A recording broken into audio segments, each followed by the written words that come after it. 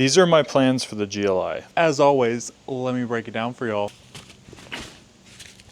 I've made a couple of videos breaking down the entire mod list of my car, so if you guys haven't seen that, go check it out. But to summarize, basically we are full bolt-on plus hybrid turbo. We've done a lot of suspension mods, we've done wheels and tires and all the things that we need to do to make power and put the power down pretty well. But there are still a few things that we need to do. The first thing that is a major need is engine mounts. These are still the factory engine mounts for the engine and transmission, and honestly they just don't do very well at this power level. The car is at 74,000 miles, so the engine mounts have taken a good bit of abuse, but also alongside with that, we do really need to do a carbon cleaning. Now, carbon cleaning is basically a maintenance thing where we clean the intake valves and get all the residue and sud and carbon off of them. But with that being said, the intake manifold does need to come off, so that's a good time to do multi-port injection. Currently, the car only has an upgraded high-pressure fuel pump and a low-pressure fuel pump sitting inside of the fuel tank. With port injection, we're basically going to be adding 4 more injectors, 1 per cylinder on each intake valve to be able to have a lot more fuel. And with that also comes the ability to run ethanol and